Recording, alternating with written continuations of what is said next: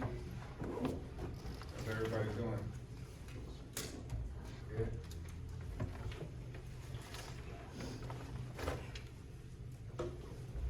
Group 2, you all ready to go? All right, we're gonna continue on with psychological disorders. Then group 2 will present after that. Then we'll have some questions. That'll be it for today.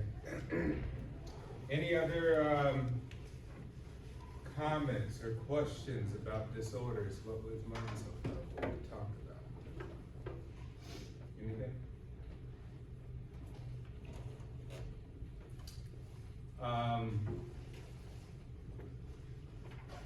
It's proposed that 1 in 5 people suffer from an undiagnosed disorder, right? So that would typically mean about maybe 6 to 7 people in this class potentially has a disorder. That's undiagnosed, right? You never went to see a clinician, you never went to talk to anybody, right? You just keep it all to yourself, you internalize it. You think that one day you'll solve your problem yourself, right? You'll figure it out, one day it'll all be great. But typically that's not the case. This stuff persists on without help. As we should try to understand that life is not a zero-sum game. You don't wake up one day and solve a problem. Typically you manage through life, which means we all cope, right? So every day we all try to struggle. We all try to cope. It's like, hey, it's hard, I'm going through this and that. You may suffer in your own mind, you can't control your own thoughts, you can't control your own behavior, your own feelings, your own actions. You may have lost control of those things and feel helpless. But the major thing to understand is you're not alone, right? Because we tend to be in thought bubbles where we think like, hey, I'm the only person in the entire world out of 8 billion human beings that go through this, or think of these perverse thoughts, or fixate on these particular things, or have these particular family issues, or grew up in this environment or that environment, or this struggle, that trauma. So this is something that should be understood as you want to learn more about psychology, and potentially some of you guys may become therapists or psychologists or professors or whatever, start a nonprofit or an organization. So, I do work in South Africa, and I do work in Peru, around Lima, Peru, around Johannesburg, South Africa.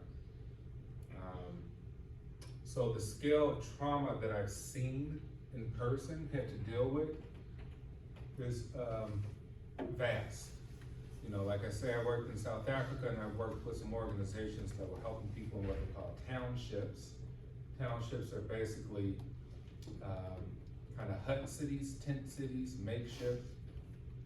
There's really no laws, there's no property rights, things like that. People build a hut, and that's where they live. They still try to send their kids to some sort of school, still try to feed themselves.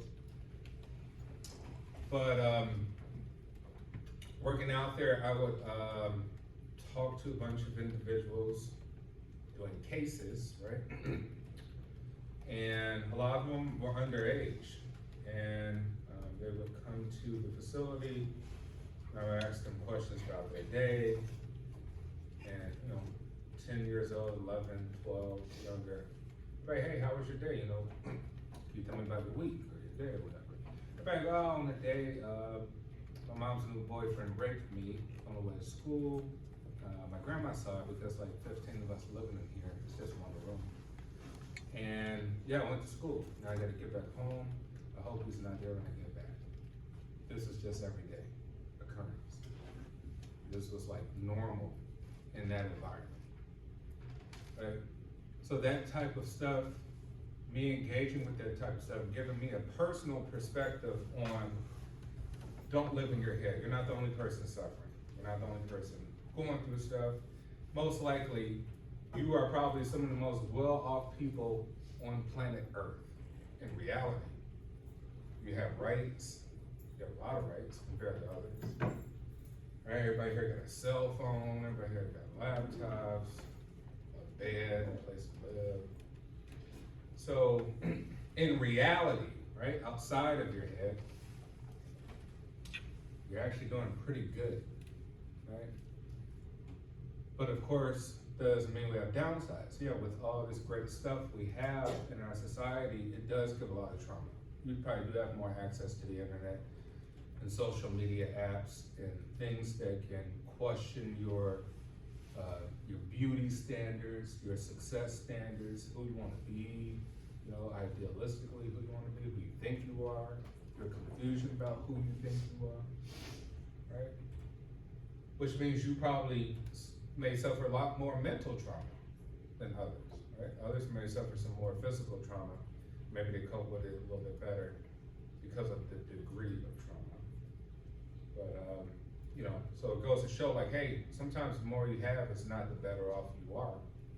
Mentally, physically, you may be better off, right? You may live a more healthy lifestyle and live longer because you have access to, you know, high respected medical facilities and things like that. The point is to get perspective on yourself, right? Start with self, and then you can understand other people better. You gotta understand yourself first, and then your questions about human nature and why people do what they do will tend to come easier, because in reality, we all think we're very, very unique, but we're actually very, very limited. It means we're all kind of the same. Nobody's about to fly out the building and go home. We're still gotta transport your human body somehow. Right? Still gotta go to the restroom, still gotta drink water, still gotta eat. But yeah, our creativity, I would say, has almost limitless potential, but in theory, our physical bodies probably don't. All right, so getting back to disorders, right? Label people, right? I have this, I have that. We generalize disorders. Man, I think my cousin is OCD, right? I think my best friend suffers PTSD. I think this person has anxiety disorder. I think this person, I met it, someone, and I think he's a sociopath because he's narcissistic, right? I think somebody is a psychopath. He does irrational, crazy things every once in a while. But we tend to generalize, right? But from a clinical point of view, right? Clinical point of view, if you actually go talk to somebody about, hey, it's gonna be a process. Like, all right, here's my symptoms, this is what happens. Now we gotta go back to that DSM, look at the criteria, right?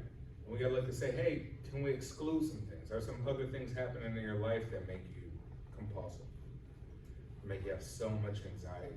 That make you obsessive towards a person, a thing, right? Make you fixated on a topic.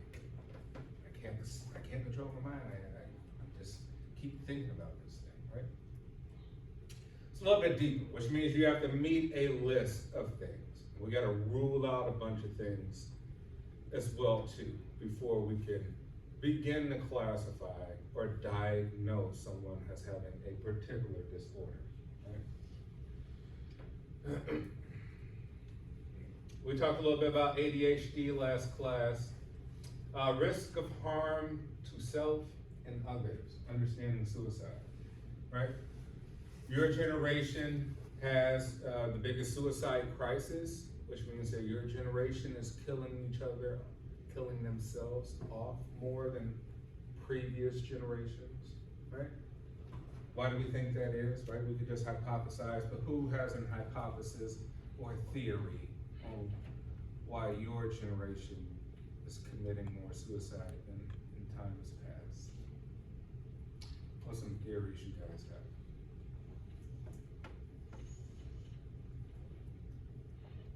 Why are people killing themselves more? Yes? I was gonna probably say like the internet, like cyberbullying and stuff like that, because I feel like a lot of people are more attached to what others say online rather than supporting them in person. Yeah, think about that, right?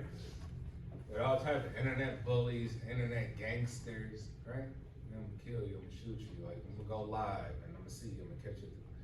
We got bullies, right? Hey, why'd you say that? I feel so offensive, right? We have people, oh, you make a comment, now 30 people made a comment trashing your comment. Man, that's the stupidest thing I ever heard in my life. And now you question yourself. Is it the stupidest thing I ever heard in my life? Am I really stupid? Right?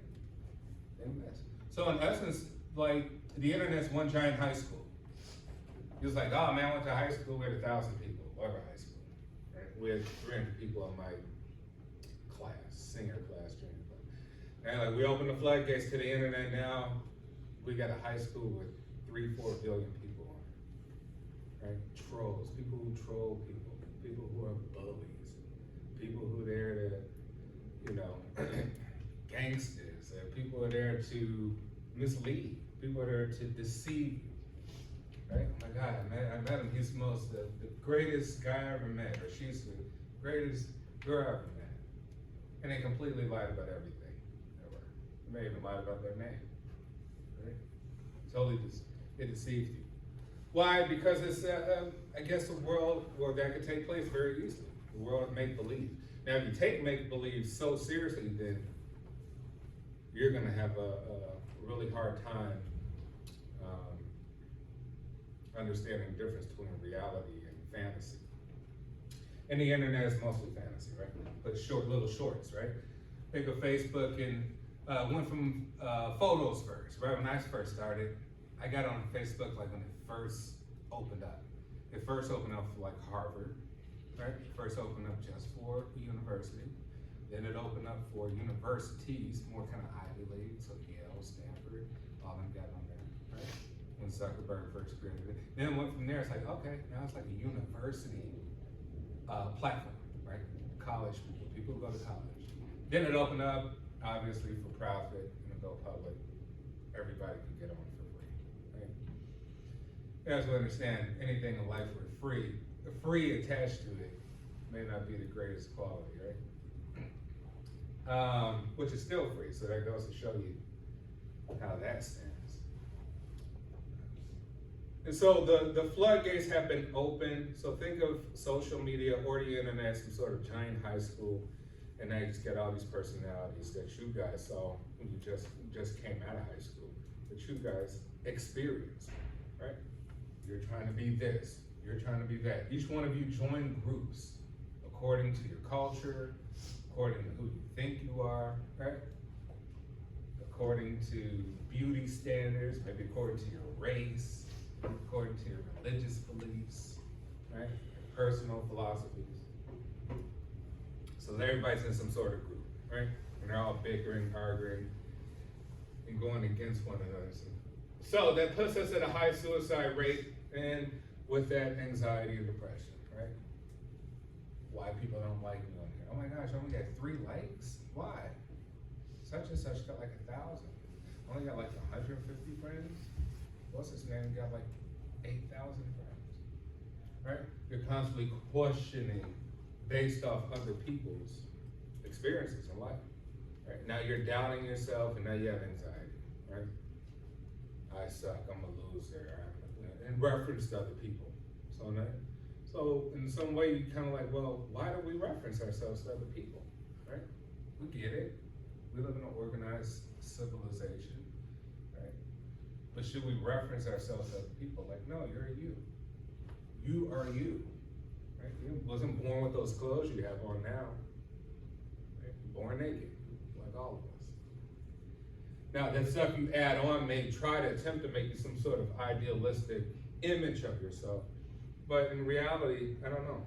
I think a lot of this is a mystery, but we should be more in tune internally and probably even spiritually in order to create a true self, right? Well, looking out versus looking in theory. Risk increases with rebound of these disorders, which means if you've had them before, you know, just like if you've taken drugs and weaned yourself off some sort of narcotics, you know, you have to really manage that. Else you could go back very, very quickly, which means you have a weak spot for certain things in life. Social suggestions may trigger suicide, right? You're talking to the wrong people. People giving you the wrong advice. You're around negative people, right? You're giving more negative thoughts. Now you just go down the rabbit hole. And suicide is often unpredictable, right? You may not ponder things for a long time. It just comes on. Instantaneous. Like if you just lost a family member, right? Wait, out the blue, what happened? Car accident. They're gone? What do you mean they're gone? They're gone. You're not gonna ever see them again, ever. They're gone. That's something that's instantaneous. That's not something that, that's something that's instantaneous that can trigger you to go down to suicidal ideation is what they call it, right? These ideas of suicide. What does that mean? To leave this place, to leave this earth, to leave this existence. Get rid of it all so you don't have to have any more anxiety, in pain, in trauma, in depression, etc., etc. All right, reports of different group suicide rates, right? National differences, racial, right? Gender, trades, age, days of the week, and seasonal differences. Gun ownership versus no gun, right? Like, hey, I want something to take me out very quickly because I don't want to feel the pain too, right? Which is kind of oxymoron, right? Like you're brave enough to take your life, but you're not brave enough to face the pain, so you use a gun for instantaneous release, right? People have seasonal depression, right? I get seasonal depression. Why? I don't know, I'm more like the mountains. I like mountains, desert. I had a place in California, so I'd rather be out hiking, surfing, sailing on a boat or something in the sun. This place sucks when it gets cold, right? So I get seasonal depression. Right? I'll constantly be negative about Chicago. And living here, wondering why I'm still here. Age differences and trends, right? You can say high school, right? High school is really hard, really, really hard. Probably one of the hardest of your times mentally, you know, because you're going through pubescence, right? Like, oh, everybody's changing so quick, right? You got bad acne, you got hormone changes, right? Now you become very sexually aware and aroused to things you weren't previous, right? Females get, start to have cycles. You're trying to find out who you are, your persona. You're trying to dress like people. Look, what group you fit in. Who could you be around? That stuff's hard. And then also getting old is hard too. So once you get old, then you may become sickly. Imagine if you couldn't walk anymore. If you hit a walker, you're like, I can't walk and enjoy just walking. That could lead people to depression, right? In which case it might lead them to turn and give up on life and become suicidal. Gender differences, right? If you live in certain countries where you may not have sort of expression of, your identity in terms of gender, you may have some issues. Racial differences, right? My dissertation dealt with apartheid. Would basically say like, hey, people suffer more mental health issues, which in turn, mental health issues can create a lot of biological, physiological issues based on discrimination. Why? Because the person being discriminated just walks around with a ton of anxiety all the time, in short. You know what I mean? Like if you live in a place where you're of a low class, like people look at you as sub-class, you have a lot of stress on you all the time. That stress, that cortisol, stress on the body, on your mind. You probably live, you have a shorter lifespan than people who don't have that issues.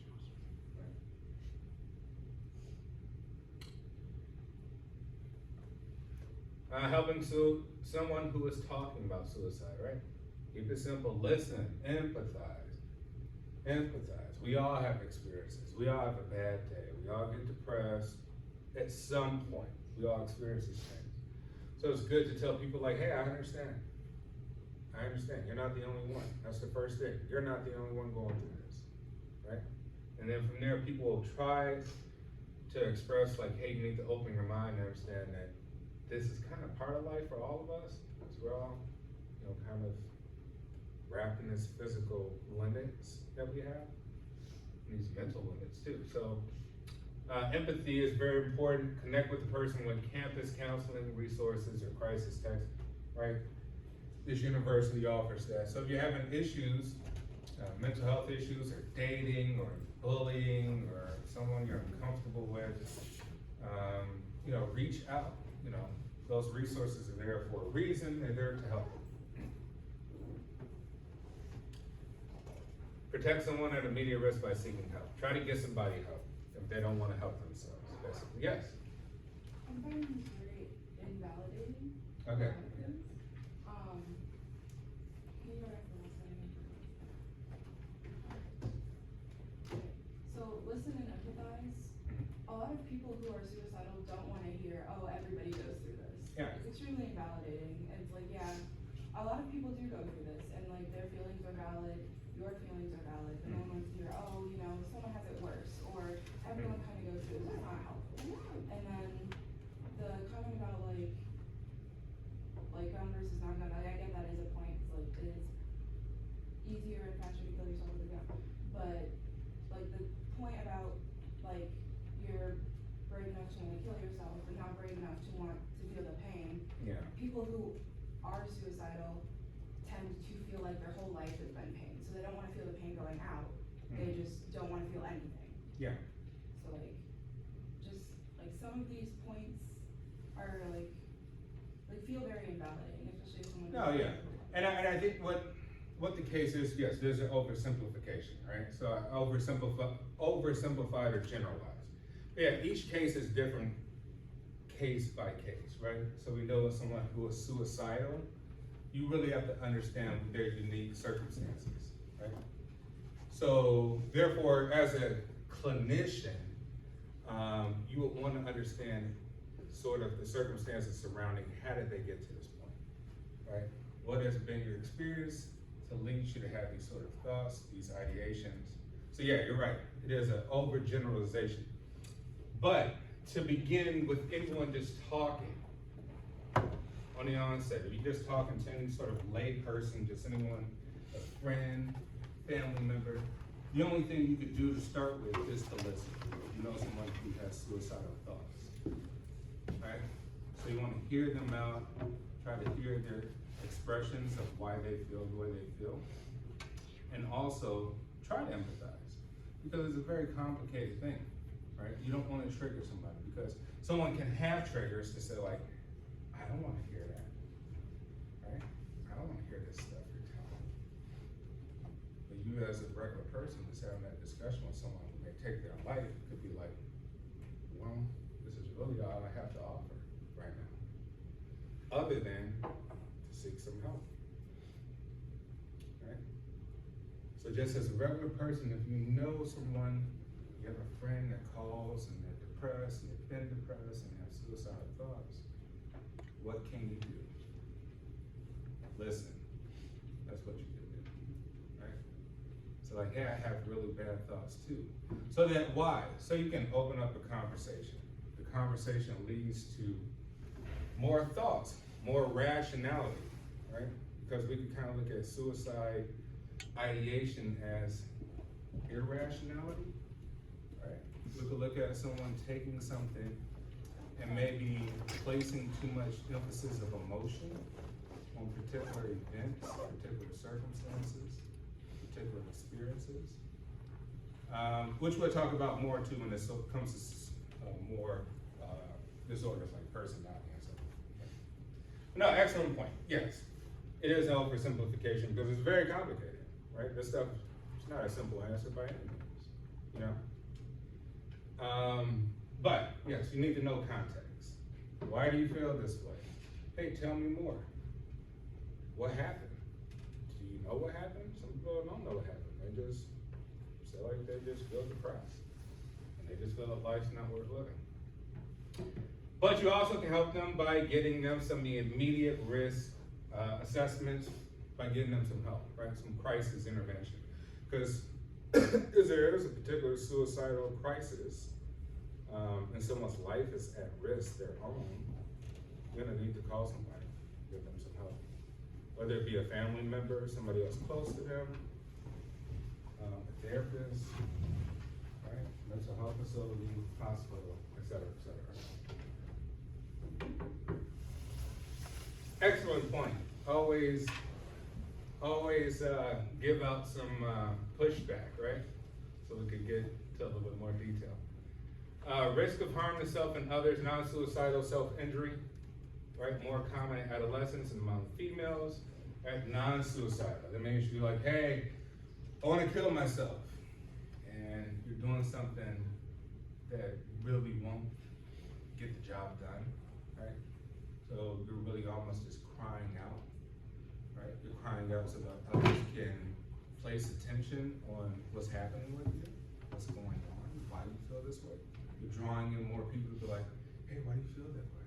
What happened, right? Non-suicidal. Happens more amongst younger people, but it happens more predominantly with younger women, right? Which is like attempts of cutting and taking pills and things like that, right? Whereas men on a suicidal scale, when it comes to behavior, how to get the job done, they typically, guns are a big one, right? Men typically use a gun.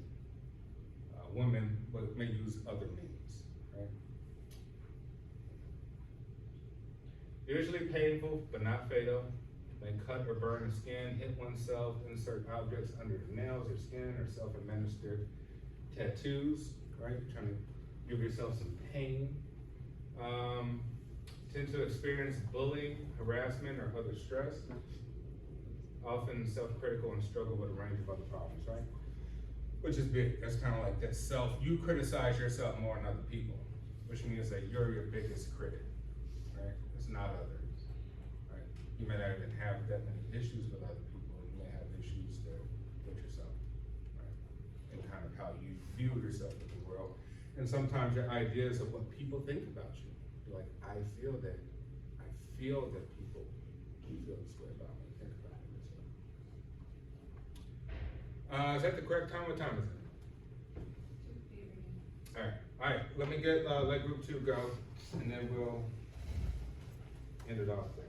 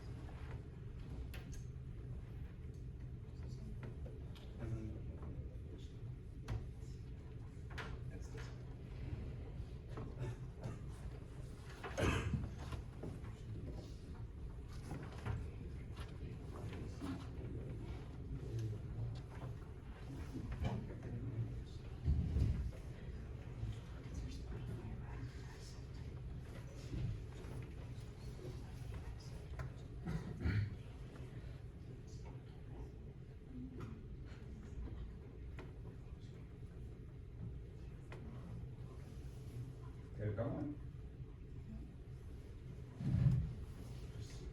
Slide it over to the monitors.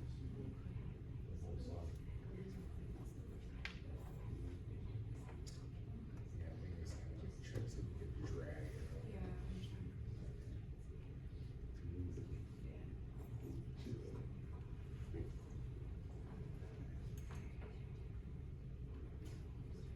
This thing for it.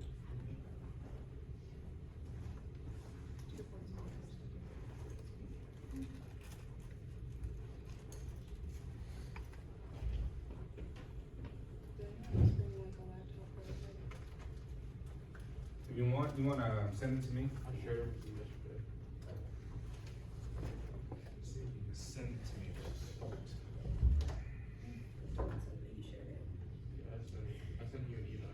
Oh, you did, okay.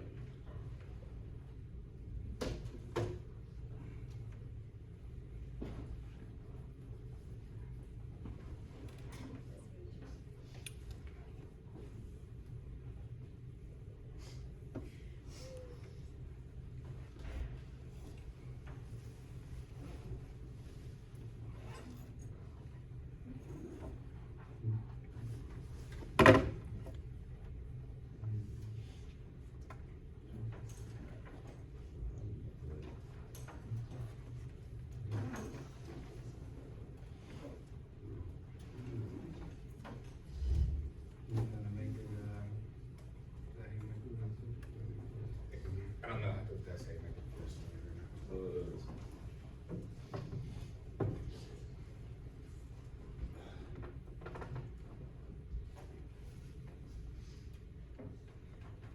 Alright, oh shoot, I can start with the first one. Psychology, Insights into Modern American Politics by Dalton, Carson, Matthew, John, and Marcellus.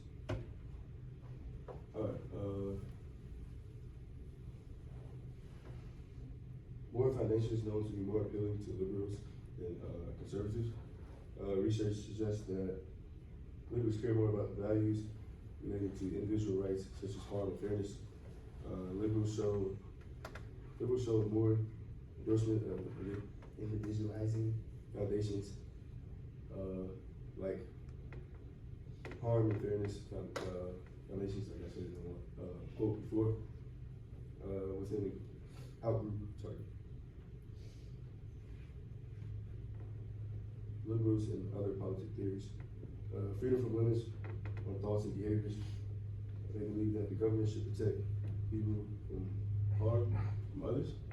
Some of the core values is individual, rationality, freedom, responsibility, justice, and tolerance. First, on the other side, on the Republican side, whereas the moral foundations that are more appealing to conservatives more than liberals, such as loyalty, defense, and authority. Secondly, while conservatives care more about loyalty and defense, they get put in that group where,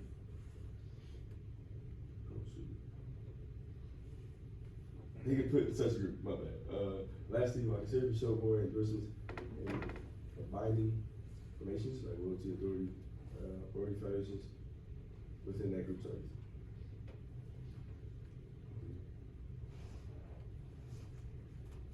Ideology, psychology behind Republican theory that trumps up politics.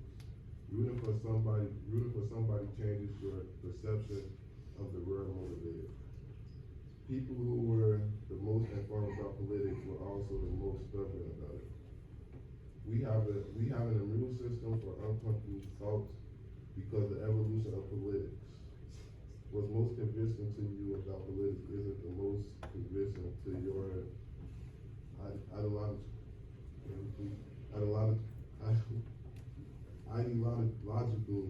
opponents. Our fear has a power influence of political decisions. Psychological thinking of other political theories. Communalism. A belief in communalism is highly related to social relations and cooperation. To achieve common goals and fulfill a common need. Must be able to cooperate and establish emotional contact, not necessarily involved in physical contact, which are essential behaviors for social animals. Psychological thinking of other political theories. The Bennington Foundations, cited by previous studies as evidence of a broad moral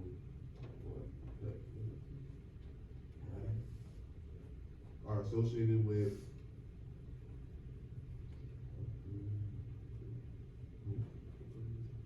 altruism, social dominance, and economic system justification.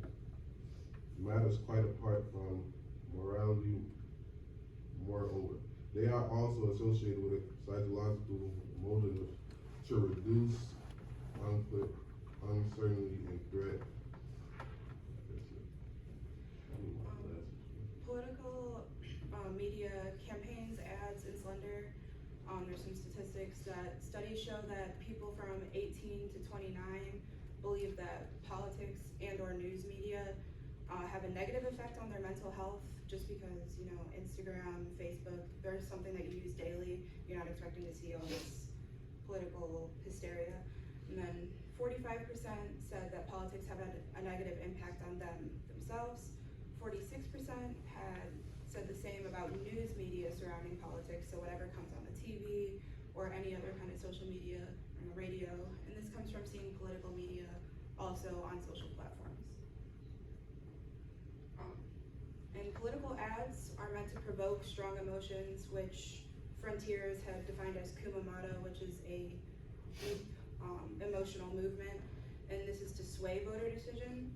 A study by Frontiers.org had participants watch 8 campaign ads, 4 from one party, 4 from another, and assess their degree of movement or anger.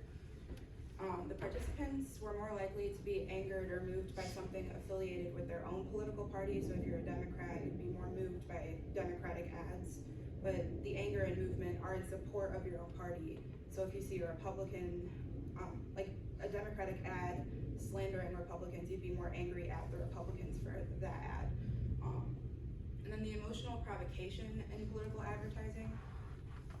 In voter turnout, when campaign ads for candidate 1 are slandering candidate 2, people who are affiliated with candidate 1 will, or like even in between, will step away from voting for candidate 2, based on Professor Bert Gordon, who had basically written the statistic on that, said even if you read 10 good reviews about a restaurant, the 1 bad review that you read will really stick with you.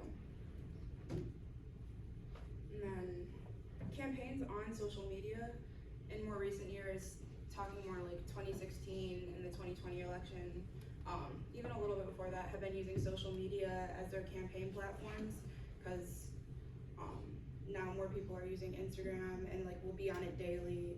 Even adults will do that, so it's easier for them to see if they're not watching like TV. And then, contrary to popular belief, ABA had said that social media platforms do not have to comply with the First Amendment, unlike newspapers, radio stations, and television. So it's so much easier to slander anybody, give out false information, and micro-targeting goes unchecked.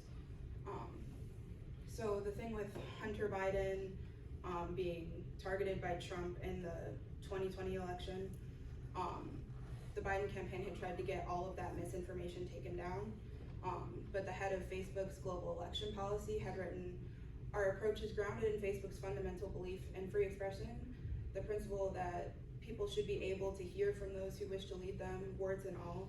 So it's all freedom of expression, freedom of the press. They won't like ban anybody for saying what they believe, even if it's not true." Psychology behind political decisions. So political learnings have more to do with identity than ideals. The quote says, "Psychology pervades the political sphere from the technique candidates use to communicate with voters, to persuasion and negotiation in office, to protests organized by the general public. Public opinion plays a strong and influential role in policy setting and decision making in government. Compiling political messaging often hinges on how voters feel rather than what they think. Political leaders are seen by people by many different ways. These include their ethics, personalities, behavior, motives, judgment, integrity, and management. These are ways people make their political decisions and who they want to stand by in politics. Candidates use political persuasiveness to communicate with voters. They also use public opinion so they can get people to vote for them. Candidates want voters to feel good for who they vote for, and they do this by persuading voters that they're the right candidate in any place. Alright, so psychology behind voters' decisions and kind of like what influences them for who they vote for can be things like income, occupation, education, gender, religion, and many more. So for example, if someone is affiliated with a certain religion, some of their beliefs may cause them to vote for one thing over another, so that could be an example of an influence.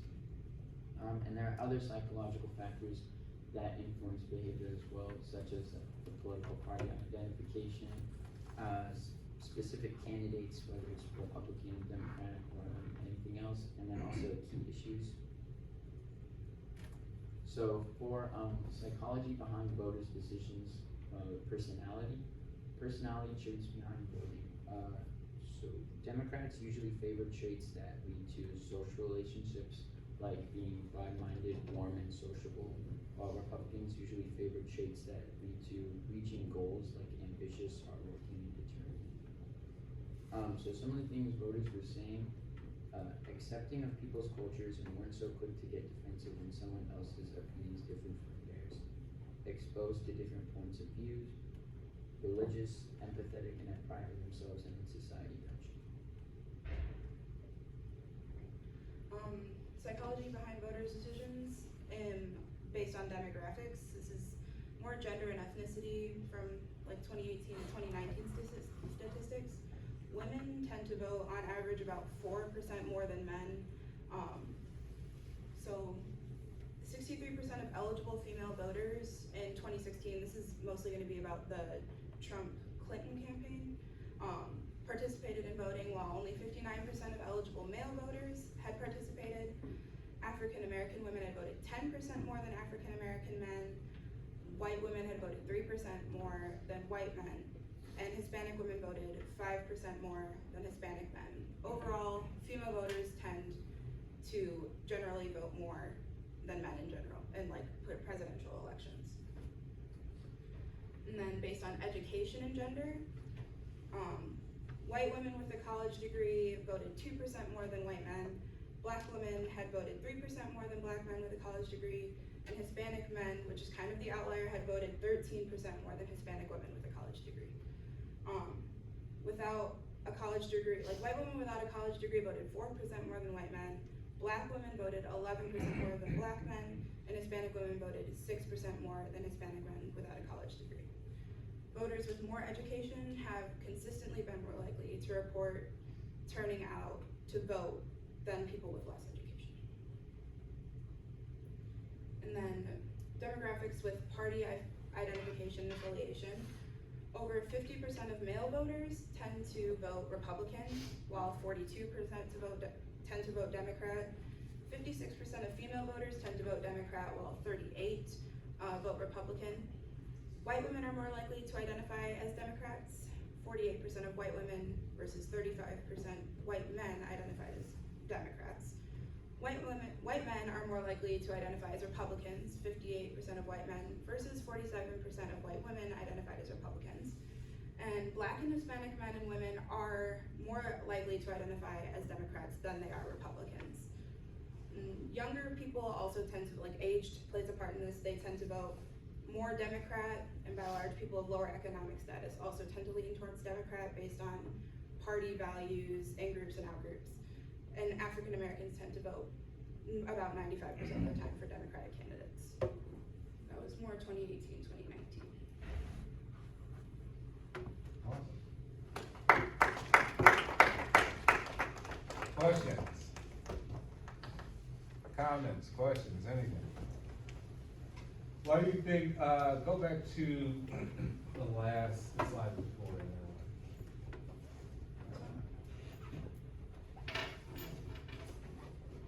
Okay, so first question, why do you think Black people in general and women identify more of being Democrats? What's your personal sort of theory on that? My theory is that Republicans tend to be more conservative, and in media, it's a lot of racial politics, like a lot of backlash against Black people. It's more of a racism standpoint than liberals, who most often tend to be equality for all, no matter what your race is. There's not as much discrimination involved in the political media. Interesting. And there's something else over there. Go to the slide right before that. Okay, so out of all of those, looking with college degree, Hispanic men, were the only one that were males that voted more than their female counterparts. Why do you think that is? I don't really know much about Hispanic culture, but from like my friends who have kind of talked about their family lives, it's that like Hispanic men with the education tend to have like more of the household role, like the head of the house, they like tend to vote more, and then like females, like they have that right to vote, but they may not do it as often. But I'm not 100% sure. Let's ask the Hispanic people in the class, why is that? Why is that outlier? Where women voted more than all the men, with the exception of Hispanic men voting educated for the college degree, voted more than Hispanic women. Why is that? Culturally speaking. Just a theory, just what do you think that is? Nobody? Wait, what was the question, I'm sorry? Women voted more than men in all those categories Hispanic men voted more than the Hispanic women? with college degrees, when they have college degrees. That's how, why do you think that is? I personally think women are more like, they're more, more interested, but they understand the politics more as for like men, and men don't really, not that they don't care, but they're kinda like, they kinda push it off in a way. So when women are more sociable, Yeah. more socialized, therefore politics is about socialization, Mhm. therefore women are more active than men, we're kinda like, Yeah, okay.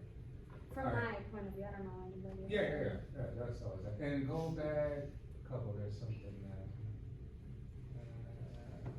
for that. One more. One more.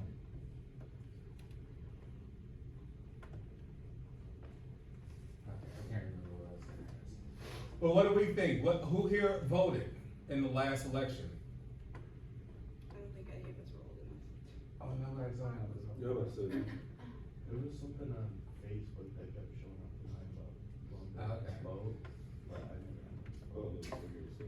No one's old enough to vote. I turned 18 right after the 2020 election. Ah, I voted as okay. Is politics like part of your everyday life? Do you find yourself looking up political stuff online? Personally, no. Okay. Like, obviously I'll look it up when it, cause if I'm voting, like I gotta take it seriously. Personally, for me, I don't really focus on, Democrat versus Republican, I focus on the people more Yeah. and their stances. Okay, so you're a rational voter. All right, excellent job, you guys. I don't have any more questions.